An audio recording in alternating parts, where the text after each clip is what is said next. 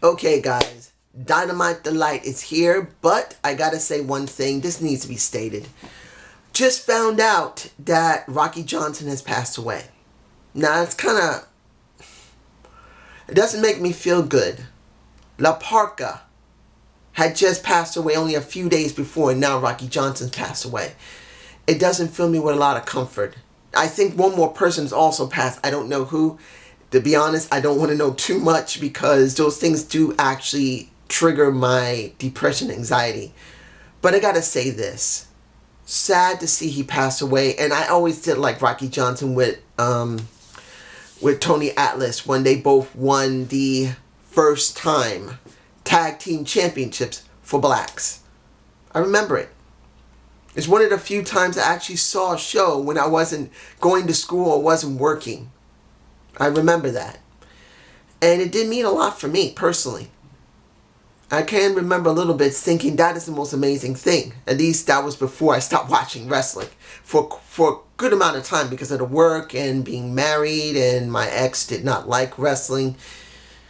Whenever I could catch her when she wasn't there, that was that. You get my point. But I do remember he was really good with Tony Atlas. And it's sad that he passed away at 75.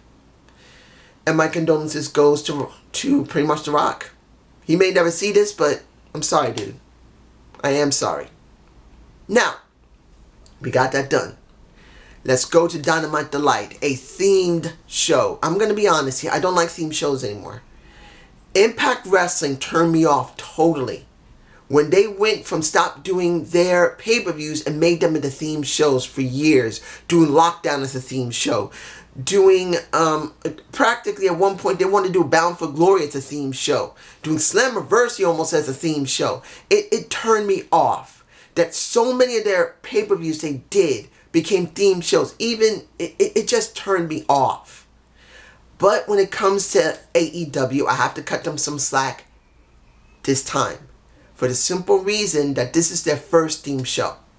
Hopefully it will be the last theme show and they will turn Bash at the Beach into a pay-per-view. That's what I'm hoping for. I'm hoping they do not make this a permanent thing, that it's going to be something that will be transferred over to a actual pay-per-view. That's what I'm hoping for.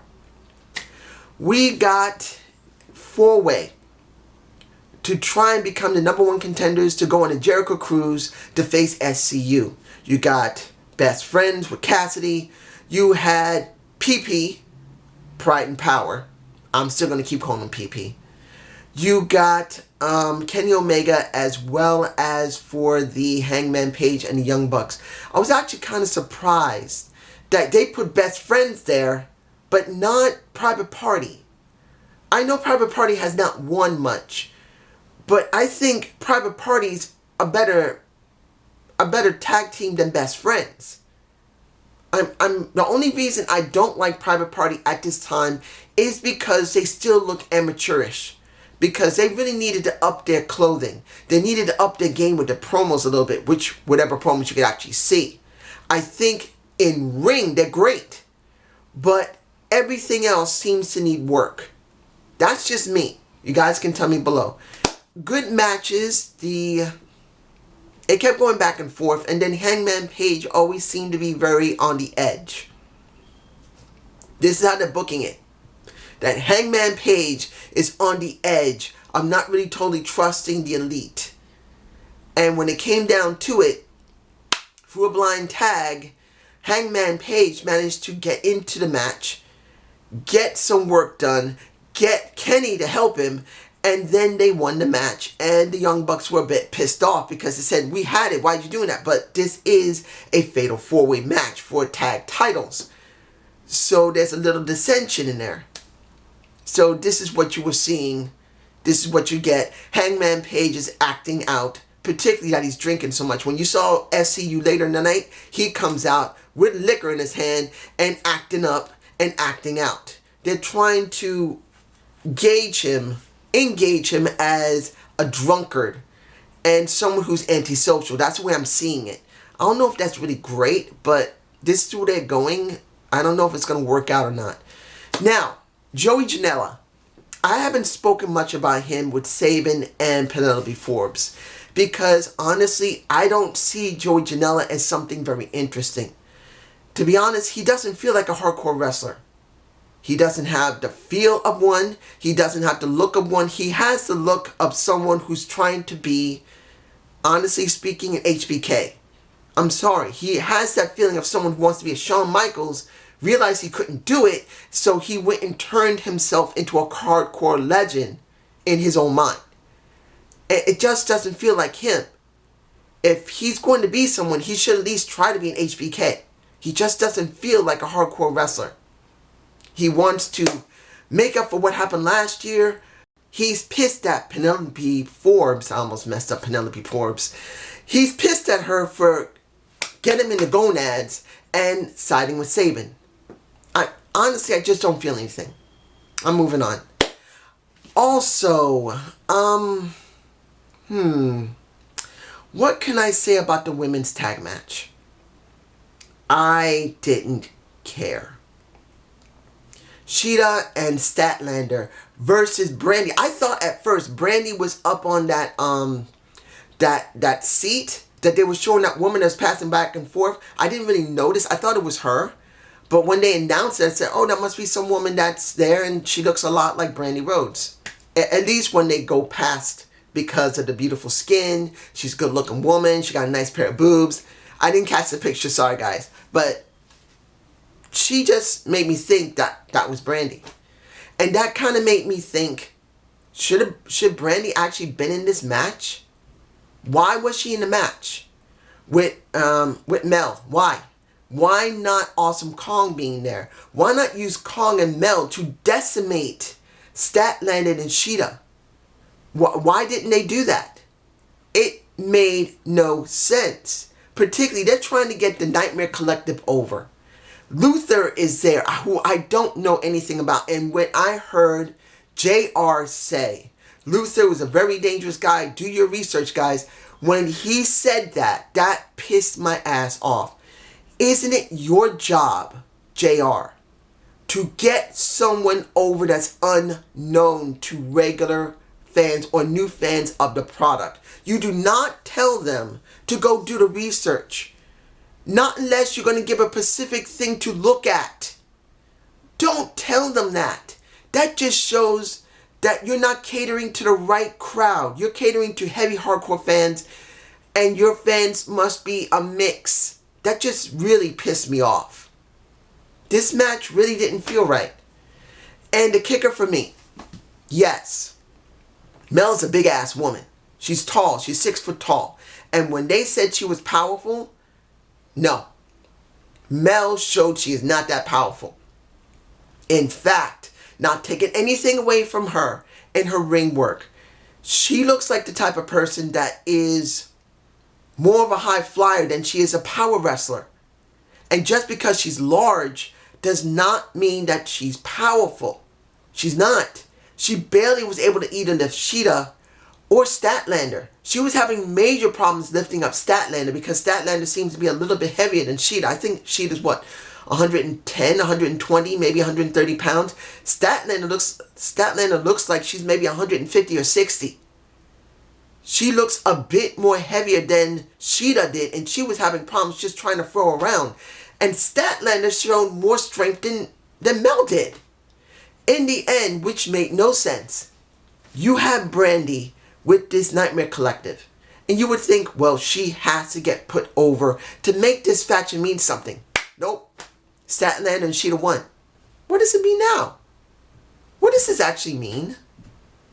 I don't get what they're doing with the freaking women. I said it before, and I'm going to say it again.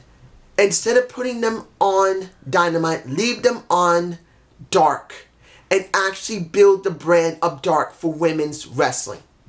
I'm saying it now. I'm not against the women being on Dynamite. If there has to be like a special event where the women have to have the championship, sponsor Dark. Put little snippets and sound bites in Dynamite to sponsor it. Say, hey, you want to see the women? We're setting up our Dark show that is on YouTube exclusively. Sorry for the people yelling, it's noisy today. Exclusively for the women. But no, there's almost no content for the women on Dynamite. I am sick of it. I know this company is still new, but look, you're trying to be better than what women have been treated. Look what happened with Tessa Blanchard. You can say a lot about Impact Wrestling. You can say, I've heard some people say, like JD NYC, that they're dead. Honestly, I'm not totally in agreement with that, because we won't know until December if what they've done with Tessa Blanchard is going to put more eyes on the product and more revenue will come in. We just don't know yet. Wait until December. That's what I said. But they put the freaking title on her. At least they're doing something with the women compared to the WWE. And I see this. It's trash. And I'm going to say it's trash. You could have actually had Brandy Rose sitting up on those bleachers, that bleach seat, and just sat there. And it would have been better than having her in the ring. I'm just being honest. Now, let's talk about her husband. Cody talking about what the situation, coming out in the Miami Vice clothes. I was impressed. I didn't think he knew anything about Miami Vice. He was pretty young when it came out. So, him saying, I am, well, not generally saying this, but let's put it like this. He acknowledged what happened with MJF. He acknowledged the stip. And he decided, I'm going to do what I need to do. I feel like I failed you as, and this is what he generally said, I feel like I failed you as a mentor, but I'm going to teach you one more lesson, and that will be at Revolution when I kick your ass. But he basically said all these stipulations, he put it on the screen, you can see it in my face, and he made it very clear. I'm doing all three. I'm going to do whatever it takes to get my hands on you. And I'll make sure I will not hurt you until Revolution. Because I don't need to hurt you. I'm already in your brain. I'm taking up residence in there. And I'm already washing my clothes in your brain. He didn't say it like that. I'm just saying it. That's just stupid. I shouldn't have said that. I could say he took a dump in his cerebral cortex. That's somewhere back here. But that sounds really nasty. But I already said it. What am I saying? I already said it. Anyway, I'm trying to enjoy this, guys. The segment was good. I was alright with it. But the one thing I didn't like for the show was the commercials and advertisement. They timed it so bad. When they could have done it at better times, it was horrid. Horrid. Let's move on to Guevara versus Moxley. Was it a good match? Yes. Why? Oh, why? Oh, double why? Did you go to commercial just before one of the major points of your show with Moxley and Guevara, excuse me, where both of them are challenging for a spot on the Jericho Cruise to find out who is going up against Jericho as a number one contender? They're going to go for that shot. And the next match was supposed to be for that. Why didn't they put more commercials on the women's match? Why didn't they do that? There were way too many commercials in this match. There were. And Guevara putting up those cue cards did not make it better for me at all. Their timing and their budgeting sucks. Now, I'm going to make this clear. If this is because TNT has ordered them to do this at certain times during the show, I can understand it. They have no choices. But they run the show themselves. They decide to put in when they believe it's the right time to put in those commercials. These commercials suck at the times they keep putting them in. They keep putting them in the wrong time. Instead of bunching them up or making one long commercial with nothing on, would have been better. In the end, we got a submission on Devara by Moxley. Moxley wins, but then the lights go out. The Inner Circle comes out, kicks his ass, and then the interesting thing that you get the champion, the Y2J. I know I shouldn't be saying because that's WWE. He's always going to be Y2J because he made himself with that. He takes one of the spikes off his jacket and nails Moxley in the face. Now, we don't know if it's... They're trying to say he got into the eye, which was interesting. And then they went to commercial on that when they shouldn't had gone to commercial. And the most important thing is when you really need the commentators to talk and you really need Taz. I miss Taz so much. I don't want to see JR on commentary except on special occasions. I'm not against JR, but he really needs to be off commentary. He needs to be doing like being manager of someone or managing the entire show like the general manager. That's what I would love him to do. But they ruined it. Now, MJF with the BBB, the Bunny, the Blade, and the Butcher. Bunny was not in the match, but she was with them. Then you have QT Marshall. You had Dustin. And then you have Diamond Dallas Page. I think was one of the greatest highlights of the show. The pop that man got was very good. I enjoyed it. Now, was the match good? Maybe, if there wasn't commercials in the middle of it. Looking picture in picture pissed me off. I don't want to keep looking at so many damn commercials during all these matches. It's ruining everything. Why couldn't you just have them all bunched up within 3 or 4 minutes? It would have been better that way. With nothing going on. When there should have been some interviews you could be putting on AEW Dark or something. Or you could have done some type of interview. I know that'll piss you off as well. It just pisses me off with these commercials. In the end, Diamond Dallas Page looked good. I did enjoy it, but the heels won. It was QT Marshall who took the pin by MJF. Now here's the thing. Seeing Cody go up against MJF at Revolution will be alright, but there's still one major problem here. One huge problem, and it's on MJF's finger, and it was used during the match. There's no title. You have only the world title and the tag titles. Where is the mid-card title? Where is the television title? Where is the North American title? I don't care if you call it the television title, the North American title. You can't use Intercontinental unless you want to try and mess with the WWE.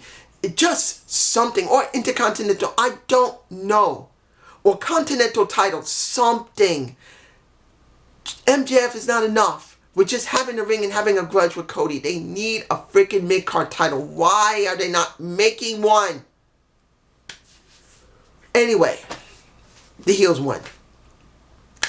And let me make sure I'm not forgetting anything. If I am, I'm sorry. Okay, Pac versus Darby Allin. This was the best match of the night for me personally. I know a lot of people are going to say the tag match was really good, the best. I think this was the best. And I'm not a big high-flying guy. I'm not. This was heavy high-flying. It was heavy high-flying. But the story was about Darby Allin trying to rise up and get his shot again. Trying to be something. Trying to get somewhere. Trying to get to the main title picture. And that's what the story was. But here's the thing for me personally. Seeing Darby Allin against Pac was really good. But I'm pissed off about Pac. I know I should say Pac, but I'm saying Pac. You're going to have to deal with it. Look. Pac should have been treated better.